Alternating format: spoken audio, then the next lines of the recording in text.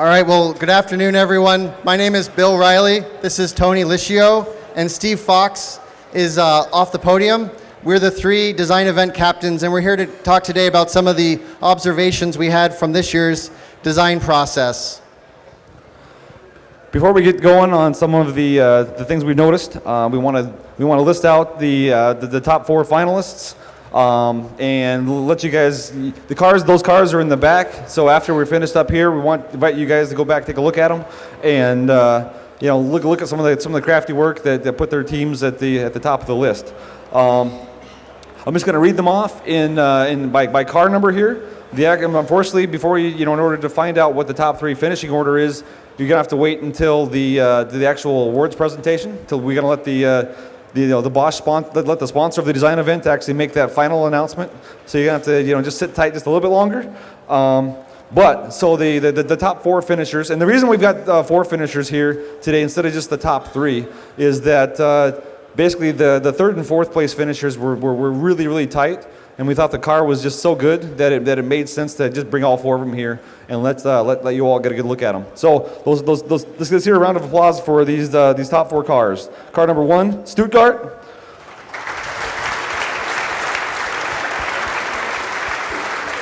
Car number 3, UAS Graz. Car number 13, Technical University of Munich. And car number 88, I won't do them the disservice of trying to actually say the name because I can't, ETS. So now, historically at this event, we spent time kind of talking through some of the points on the car that we liked and didn't like about each car. But instead of doing that this year, we're going to kind of shift things a little bit and hopefully provide something that's a little bit more valuable for you. We're going to basically talk through some more general traits and trends that we saw this year, and provide some kind of tips and things that hopefully, if applied next year, it'll help improve your team's performance. So then after that, we're going to do some Q&A and give you guys an opportunity to ask some questions that hopefully will be for the benefit of the whole audience as a whole. So starting off, we'll let Bill get going. So looking at the different cars this year, we had a couple of observations that were pretty consistent across the various, across many, many schools. So we're not picking on any one school, and we're not telling you this one thing we found. We saw it as a general trend. The first was that it seems like the rod ends and bending are still not appearing, so that's great. We're not seeing a lot of rod ends and bending, which you guys know is a perennial unfavorite for us.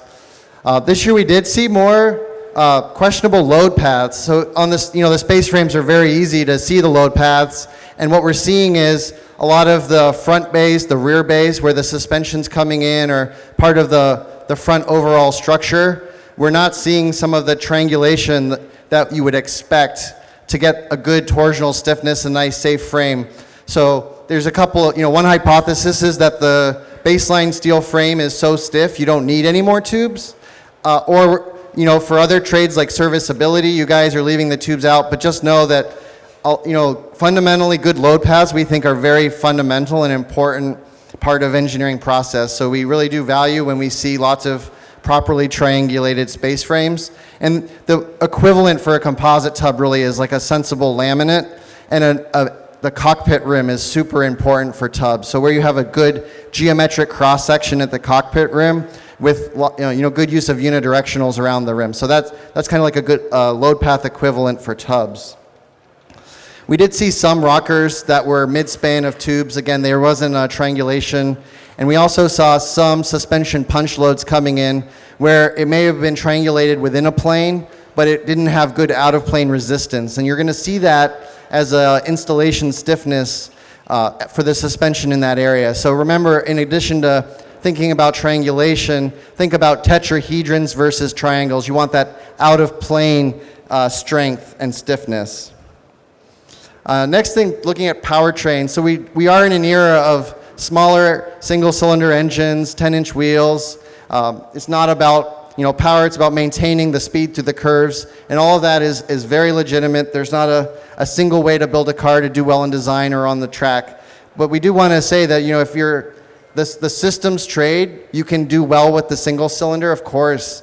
But if you're talking to a powertrain judge, you do want to remember to think about the power constraint of this competition, which is the restrictor. We regulate the airflow you can get. So from a strictly powertrain perspective, choking that restrictor and making a constant power across a wide RPM band is something they're looking for. We just wanted to provide that to you when you're considering your powertrain choice and how you present it in design, balancing the systems and lap time against the pure powertrain aspect.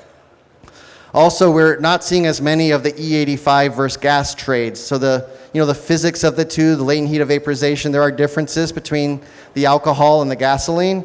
And remembering that we want you to start and walk us through the fundamentals from first principles. So we do want to understand if you ended up with gas or alcohol, how you got there. That's important. And we did notice that there was an improvement in spark timing. We're just that's like you want to dial that in first from a powertrain perspective. So we did see improvements in the spark timing. Next, I was going to talk about ergo. So we see a trend lately where the ergo is being optimized for the drivers, which is of course the right thing to do for the competition. But we are evaluating your car against its market potential, and we've defined that market as a 5th percentile female to a 95th percentile male. So this year was notable in that a lot of teams hadn't done the ergonomics work and assessment against that wide range of anthropomorphic data. So we do use that in the scoring, so I want you to know that, and if you skip that part, it will be detrimental in the design evaluation. Next, I want to talk a bit about composites and talking about composite failure modes. So composites are pretty complicated, as you all know, and they're definitely more complicated than just the stress or the strain on the skin face. And it's important when you're designing these cars to think about all the different failure modes, such as interlaminar tension, interlaminar shear. There's many, many core failure modes. You should read the Hexel Honeycomb paper on core failure modes. And I also wanted to talk a bit about material. So a lot of you are getting expired material from companies, which is a very sensible, great thing sponsorship to get. But we do want you to be aware of the downside of this expired material is that the strengths are not going to necessarily be what's on the data sheet. So if you're designing to data sheet values, and this is not just an SES problem, this is like when we're looking at your design strengths and your structural analysis, we want to see that you validated the actual strengths of the as-achieved composite properties and not just the data sheet values. And a word of caution is these materials can be sensitive not just to freezer time, but to outlife. And some of the systems are more sensitive than others. So if you're getting donated expired material that is expired because it was in the freezer too long, that is still can be quite different than if you leave it out of the freezer too long. So we recommend that you do tag end testing where you take and cut off a trim piece of the material that you laid up into the tub or the composite part, the wing, after it's cured, and do a simple test like short beam shear to make sure your as achieved properties are what you think and you don't get a surprise in testing, or God forbid you have to use your tub in a safety situation. So remember, not just the expired time from the freezer, it's the out life and it's the as achieved mechanical properties that you can assess through tag end testing. Great. With that, I'm going to turn it over to Tony. All right. One thing that we saw a little bit more of this year than previous years is growing use of driving simulators. It's kind of like the next step of lap sim. I kind of refer to it as the fun lap sim because you actually get to drive the car and have some fun with it. Inclusion of driver in the loop. In control systems, inclusion of hardware in the loop. Again, these are things that not only are going to help you develop your vehicle, help you develop your drivers, but as you start looking outside of beyond Formula SAE, these are the skill sets that a lot of the automotive manufacturers and other industries are going to be looking for as well.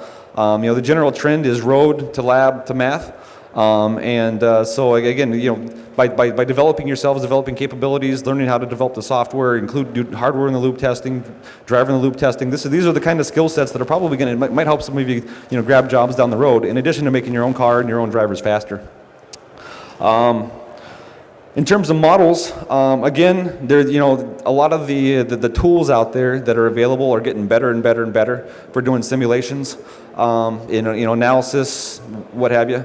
one of the downsides to the tools getting better and easier to use and whatnot is that there seems to be less and less actual model validation, less confirmation that the models are accurate, less investigation as to what the assumptions are that go into those models, and knowing those assumptions is rather important to know that you're still within the bounds of basically the operating range of where the model has some relevance. One of the sayings I've heard a number of times, I kind of like it, is all models are wrong, some are useful. Basically that just goes to the point of, you need to know what goes into the model in order to make sure that what's coming out is going to be useful for what you're after.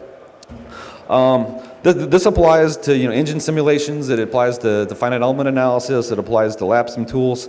And again, it's a general, validate the model, with a simple model, something that's somewhat representative that you can do some testing yourself. It can be some super simple, you build something and throw some load cells on it or some, deflection meters or something. You kind of just do some quick testing to make sure that the model behaves as you expect. And then you can, iterate your designs from there. And then hopefully at the end, you're going to come back and revalidate your finished product to make sure that the tool that you use to do your final design work, actually you achieved what you wanted. Another handy item for the different models that I think people will rather quickly just try to just optimize their system.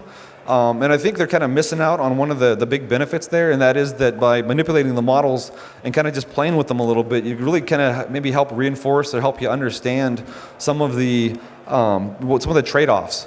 I turn this knob and it affects that. I turn that knob and it affects this. Kind of get a good intuitive feel for how the system works, which I think will help you do a better job down the road of actually, further iterating and optimizing your overall system. Next thing I want to talk about is fasteners. I know it's kind of a boring kind of a topic. It's one of those things that people think, why is he talking about bolts? Why is he wasting my time with this nonsense? Well, as it turns out, a lot of people experience real world failures as a result of, not really doing a proper fastener analysis.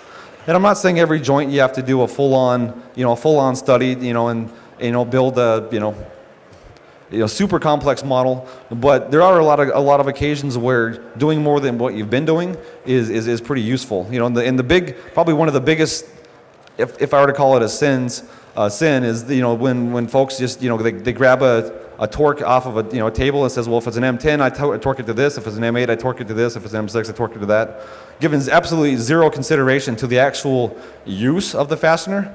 And if it's a fastener that's being loaded in a shear application, maybe you're okay. Maybe it's not a problem. But if it's a fastener that's being loaded in tension, there's a pretty decent chance that that tension fastener is going to be seeing a different load than you may think.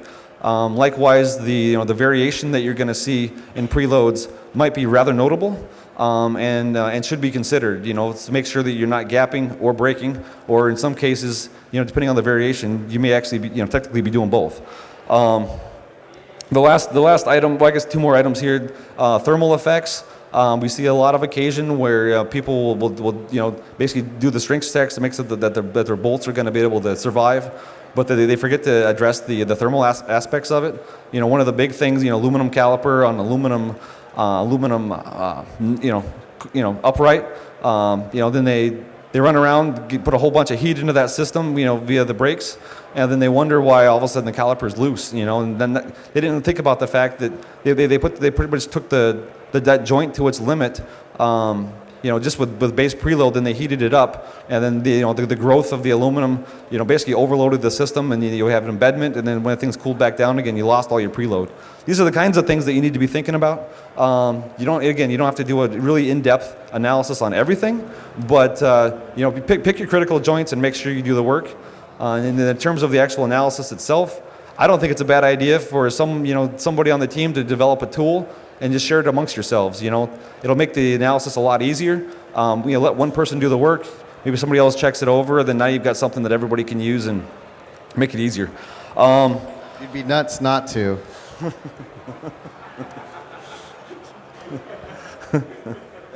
Sorry, guys.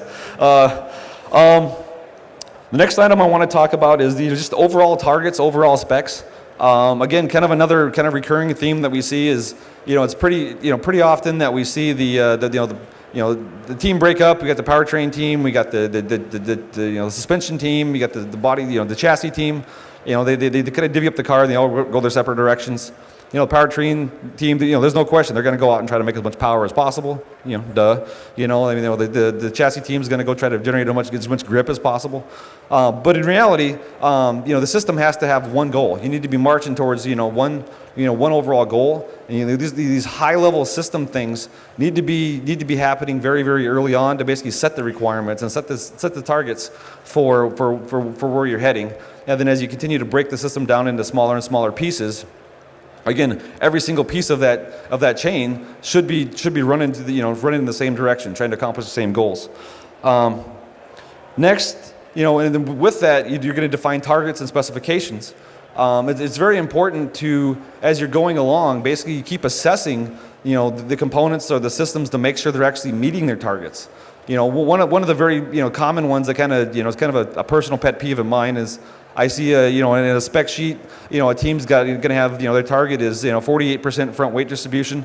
It shows up with 54% weight distribution, and they haven't really done anything to help, change the balance of the car. And then they're kind of wondering, well, what? Yeah, I've got this huge understeer issue. I don't get it. It's like, well, you set that target to 48% for a reason, and I'm thinking that so if you didn't go back and reevaluate the full system. You're probably going to have problems because you're not meeting the requirements. So you're going to have to look at the system and look how it impacts the overall performance of the vehicle. And then you're probably going to have to do some things to make up for that, to rebalance the overall system. So again, make sure you're continually looking things at from a systems approach and consider the goal of the whole. The last thing I want to talk about, again, these are just little things, but I was really, really surprised at how many cars had these types of little issues.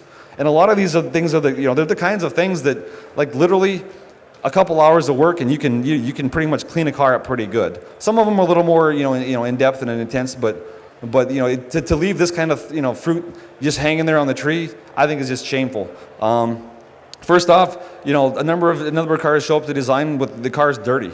And it's good. It's absolutely acceptable for the car to look like it's got some miles on it. We want to see that you've driven the car. We want some wear. That's fine, absolutely. But when a car shows up and the foot box has got a bunch of brake fluid in it because it's been leaking for the last couple of days, or there's grease here and there, and just things just generally just dirty.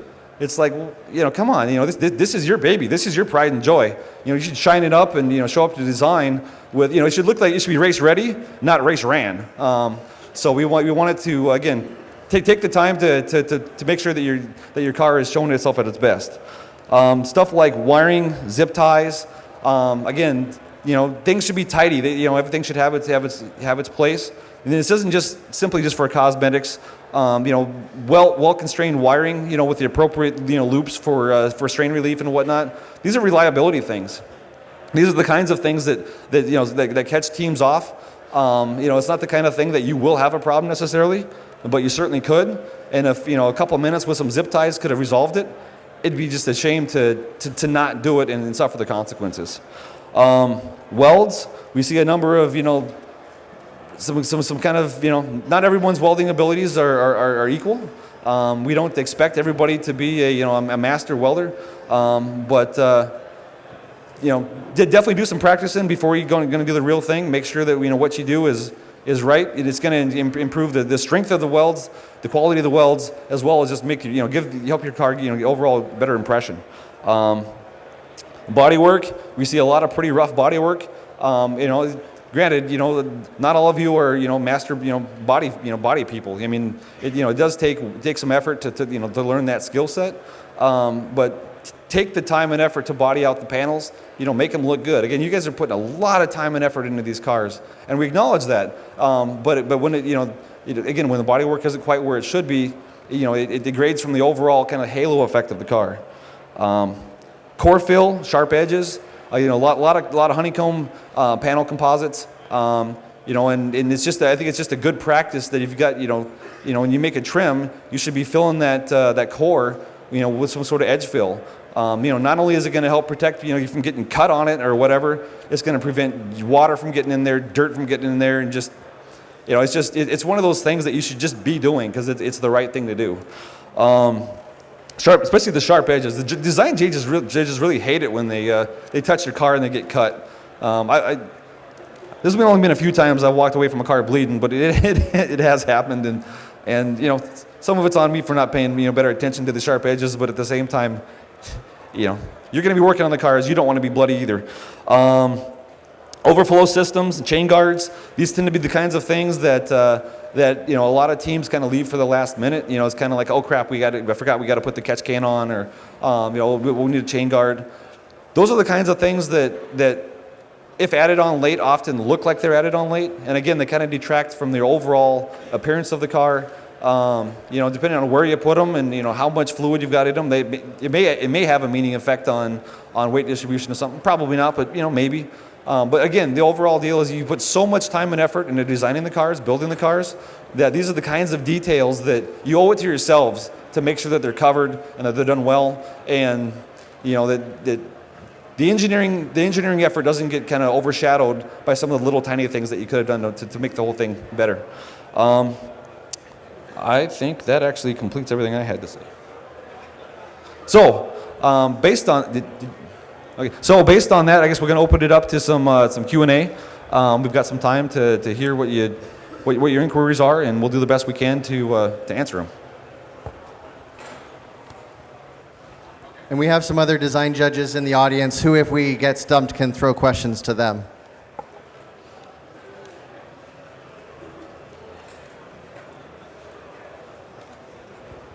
As a reward, the first person to answer a question gets to be the first person to ask a question. All right, well. Seriously? Nothing? There's a question. Oh, okay.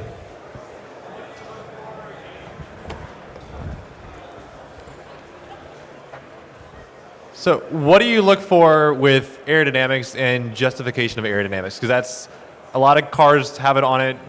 Is it worth it? Is it not worth it? Well, I think it's important to say that whether you have wings on the car or not, we live in an age where we're expecting you to evaluate aerodynamics. So we certainly want to see your rationale of how you got to the design you have. And we're expecting you to look at, on-track performance for various events at this competition, the impact on lap time and how lap time equates to points. Because we think most of you are trying to win the competition, so the points is kind of the exchange rate between different designs, and that's dollars becomes points and cost, mass becomes a dynamic effect, aero has downforce. So all these elements play together to paint a picture of how your aero package works to support your overall architecture. And I guess beyond that, the one thing I would add is that obviously there's a number of teams that are relatively resource constrained.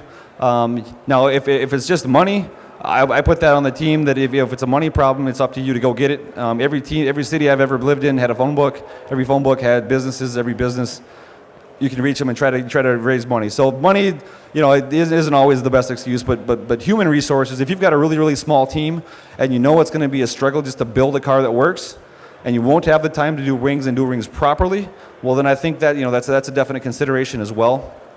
Make sure you've got a car that make sure you plan out your time and your resources such that you can actually build a car that will get here. If you can build a car that get here that will have wings and that you can fully justify and all that, that's awesome. But I'd rather see you get here with a car that you've got some driving time on, that without wings, even if you didn't get a chance to do the analysis, than to come here with a car that you spend all weekend trying to get to start because you built wings, you spent more time than you should have on building the car, and then at the end of the weekend, you don't get to run. So definitely factor your resources into the equation as well.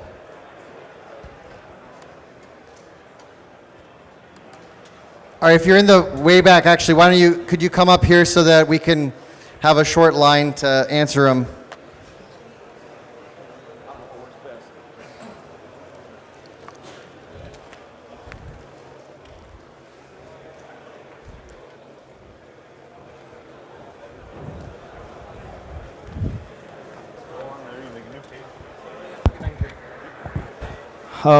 I know you've been asked this question a lot of times, but if you're going for an all-new tubular space frame, like an all-new car, then what should be your stiffness goal, and how stiff is stiff enough?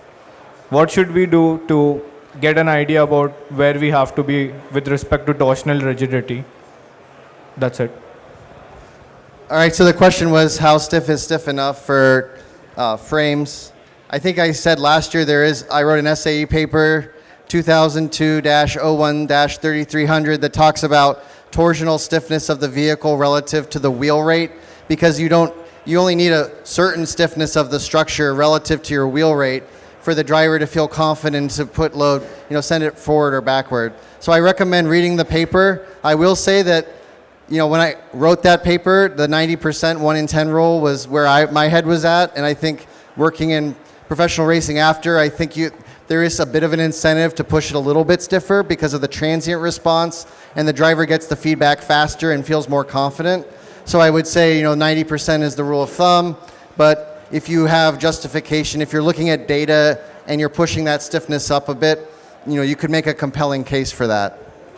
And I guess the only thing that I would add to that is, based on my experiences, doing vehicle development, there were a number of times when we would make some changes to chassis stiffness that the driver could absolutely feel, and then our analysis would come back and say, "Oh, that's only a 3% change in stiffness or a 5% change in stiffness. You can't possibly feel that." And we would fight pretty heartily on these types of things, just because, again, based on the stiffness numbers alone, it just didn't make sense that you could possibly feel it. But then to the driver, it was a night and day kind of a deal. So again, that's where one of there's no such thing as too stiff, but what there is a such thing is you made the overall trade-off might have been a little bit too extreme. Yeah, and I think at where we are now, though, if you come and say, well, we use the 90% rule of thumb, we're going to look for more than that. Like, show us some data where we can see your chassis is sufficiently stiff. So I would challenge you to think about how you can show us that what you achieved is appropriate, or say, we just missed the mark, we need a little bit more. And the other thing is to not hyper-focus on torsional stiffness. And there's installation stiffness, and there's a lot of other effects, camber stiffness. There's a lot of effects that are very important to move from the kinematic world, taking into account the elasticity of all the hardware. So also don't laser-like focus on torsional stiffness, and spend your mass budget where it makes the most sense. And it may not make sense to just put it all into torsional stiffness.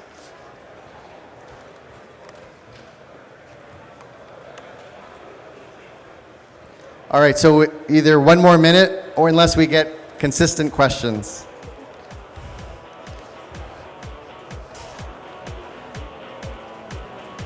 All right, I think you guys are tired from working so hard for a whole year and competing here this weekend. The cars look great. Thank you so much for all of your support, being great in design and across the whole competition. Thank you.